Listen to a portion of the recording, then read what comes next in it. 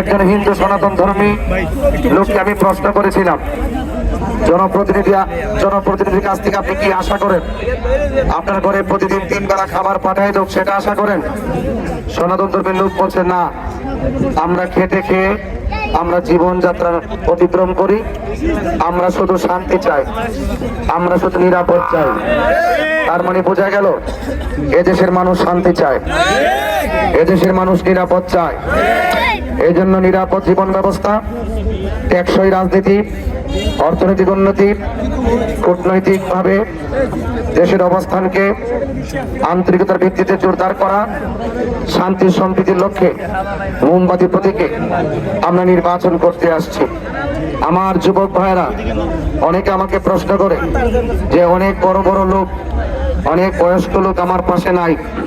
আমি বলি যে বয়স্ক লোক আছে, কিন্তু অনেক মুরব্বী আমরা হারিয়ে ফেলেছি।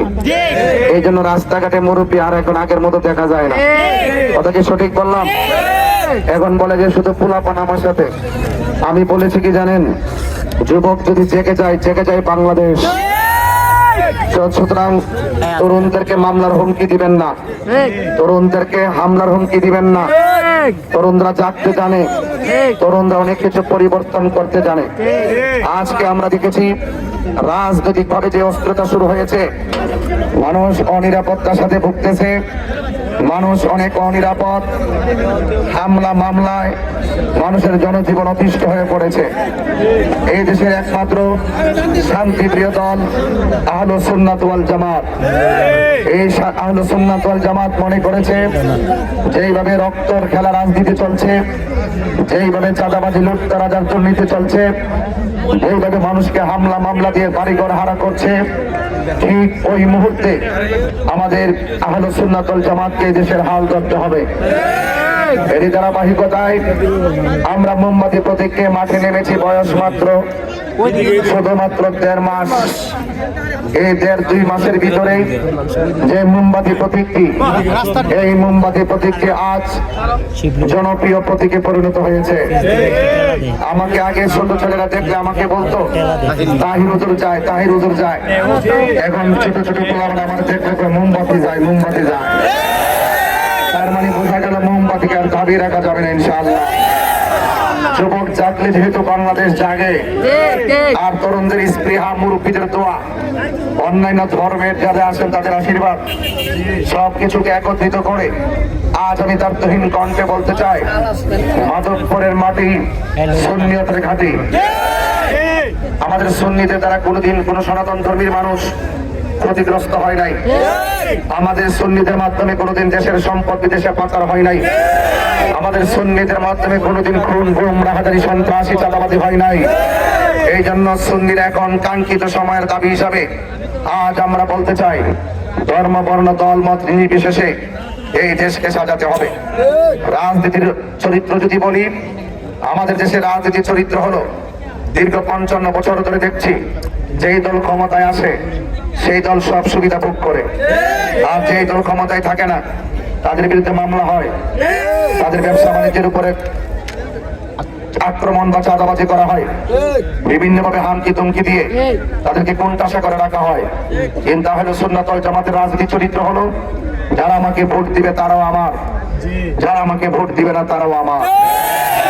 আমাকে যারা ভোট দিবেন তারা করে দরজা খুলে ঘুমাবে, আমাকে যারা ভোট দিবে না তারাও দরজা খুলে ঘুমাবে, আর আমি তাদের পাহারাদার হয়ে থাকবো ইনশাআল্লাহ।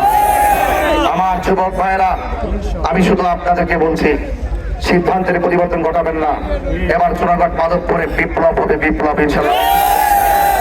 এই বিপ্লবে অংশগ্রহণ করবেন দেশ রক্ষার জন্য, এই বিপ্লবে অংশগ্রহণ করবেন মেহনতি মানুষের অধিকার প্রতিষ্ঠা করার জন্য, এই বিপ্লবে আপনি অংশগ্রহণ করবেন মা বোনদের মূল্যবোধ ফিরিয়ে দেওয়ার জন্য, এই বিপ্লবে আপনি অংশগ্রহণ করবেন সনাতন ধর্মী থেকে শুরু করে চা শ্রমিকদের সঙ্গে যে অর্থনৈতিক বৈষম্য সৃষ্টি করা হয়েছে, ওই অর্থনৈতিক বৈষম্য দূর করে এতে টেকসই জীবন ব্যবস্থা এবং স্থায়ী সমস্যা সমাধান করবে প্রত্যেকটা চা শ্রমিকদের মুখে হাসি ফোটানোর জন্য।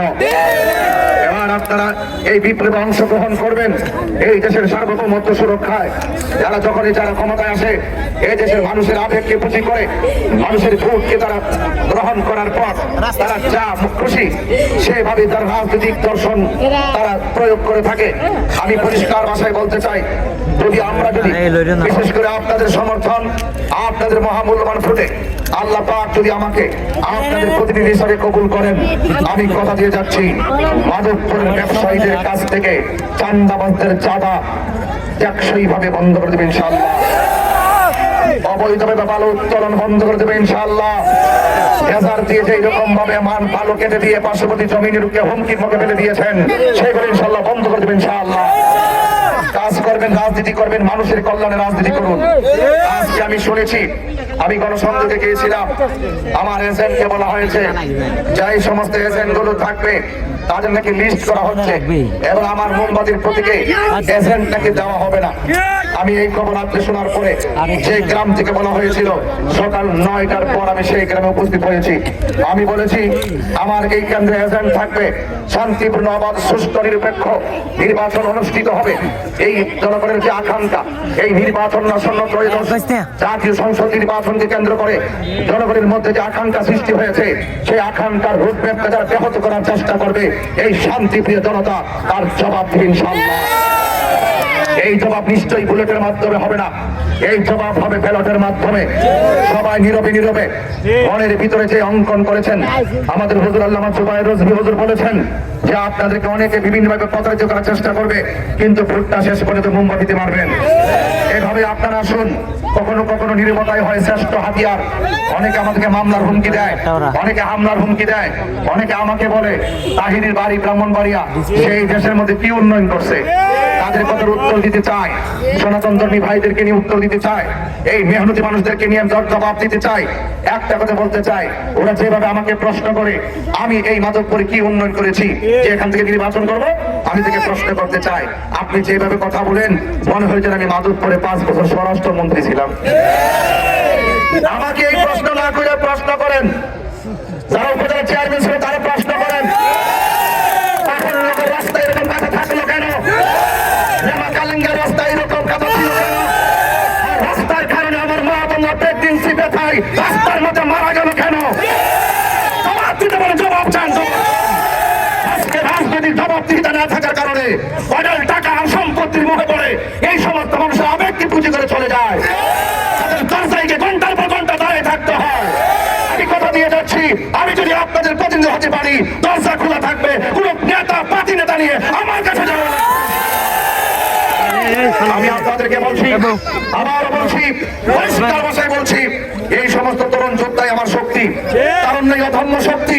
এই যুবকদেরকে ইনশাআল্লাহ এই মাধবপুর চুনাগাড়ের ভাগ্যকে পরিবর্তন করার পথে আল্লাহ সাহায্য কামনা করে মাঠে নেমেছি ইনশাআল্লাহ। সনাতন ধর্মী যারা আছেন, আমি আপনাদেরকে আশ্বস্ত করে যাই, এখানে দাঁড়িয়ে বলে গিয়েছিলাম হিন্দু মন্দিরে যাবে, বৌদ্ধ পেগোডায় যাবে, খ্রিস্টান গির্জায় যাবে, মুসলমান মসজিদে যাবে, যার যার ধর্ম স্বাধীনভাবে পালন করবে। সবাই শুধু শান্তি চায়, সবাই শুধু নিরাপত্তা চায়। আজকে আপনি চা শ্রমিককে গিয়ে বলেন তোমার পদ ছিল আওয়ামী লীগে, তোমাকে মামলা দেওয়া হবে। আশ্চর্য ব্যাপার, একটা চা শ্রমিক দিন এনে দিনে খায়, সে কোনো না কোনো কারণে একটা দলের হইতে পারে, হতে পারে কিনা বলে, আপনার বিএনপির মতো হতে পারে, জাতীয় পার্টির মতো হতে পারে। আপনি যখন চা শ্রমিকদের মধ্যে যখন মামলার হুমকি দিয়েছেন, তার মধ্যে বোঝা যায় আপনার রাজনৈতিক প্রতিহিংসা থেকে আপনি এখানে বেরিয়ে আসতে পারেন। আমি চাই কে কোন দল করে জানি না, আমি যদি আপনাদের প্রতিনিধি হতে পারি, বিনা অপরাধে যারা ছেলে গিয়েছে প্রত্যেকটা অপরাধী মাধবপুর চুনারগাঁয়ের প্রত্যেকটা লোককে আমি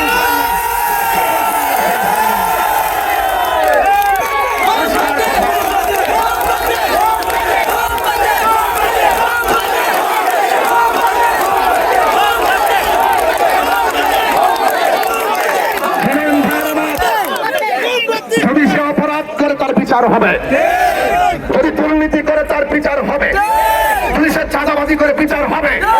কিন্তু আপনি নিরপরাধ মানুষকে রাজনীতি সূত্র ধরে জেলের পর জেলে ঢুকাই দিলেন, কোথায় তার সন্তান লেখাপড়া করে, কোথায় তার পরিবার কেমনে দিন কাটা? এটার নাম কি রাজনীতি? এটার নাম কি রাজনীতি?